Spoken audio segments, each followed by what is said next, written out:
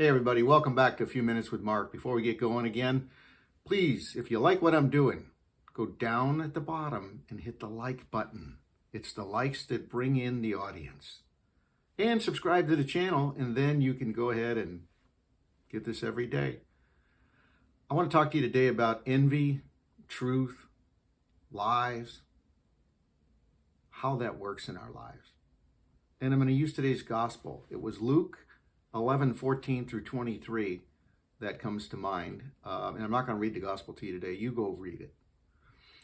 But it's about Jesus driving out the demons. And it's a mute demon that he's driving out of this individual. And then the person begins to speak. Well, this was done in a public forum in front of all the religious leaders. You know, religious leaders, world leaders, there's politics involved. Anytime you get together with politics and religion, there's divisiveness and evil is there. And just what you think I'm going to say, I'm going to say. The Sadducees, Pharisees, the leaders of the day, accused Jesus of not driving out demons by God, but by driving demons out by Beelzebul. And Beelzebul is the known demon during that time. And Jesus gives him the rebuttal, right? He gives him the truth. How could a demon drive out his own demons? That would mean he's against himself. And it's simple logic, but it really made sense to me, and it drove home a message that we need to hear as Christian men. How oftentimes is what we're hearing being perverted or converted from what it really is, truth and authenticity in what we hear, into what we think it should be, or what we think we heard? Guys, I got to tell you, I'm a man. I'm with you. King, priest, warrior, prophet, leader. But I sometimes don't hear what everybody else hears. And it's like this natural hardwiring into me, to lead and to have this assumptiveness of my leading. And I don't always hear well. Not just sound, but what the messaging is. So if you have that same kind of challenge in your life, this becomes about envy versus truth. And what happens is the emotion of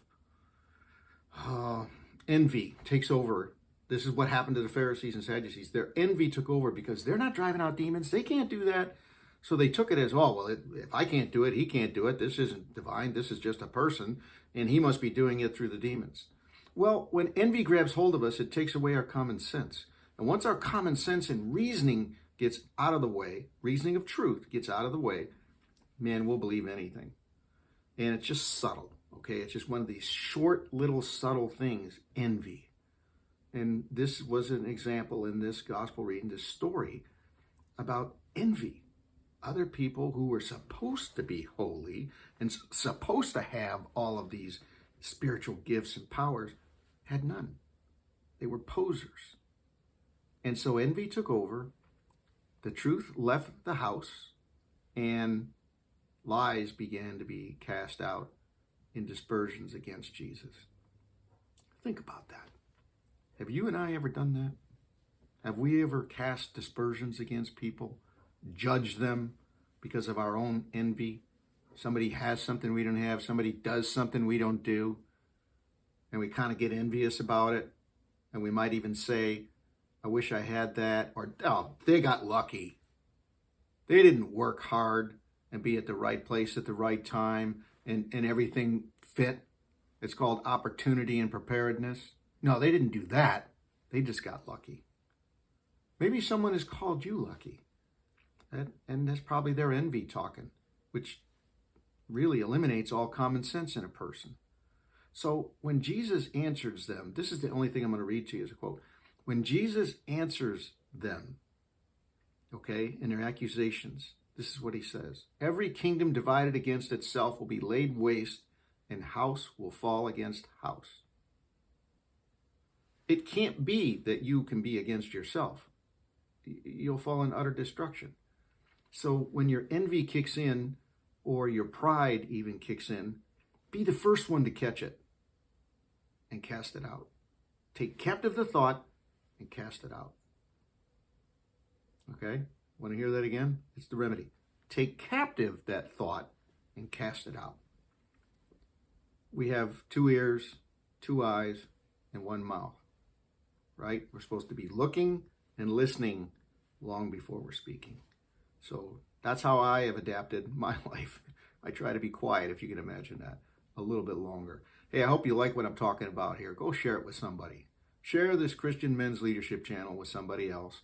And Patreon is growing. Thank you so much. Thank you for supporting me on Patreon so that I can continue to deliver these messages uninterrupted.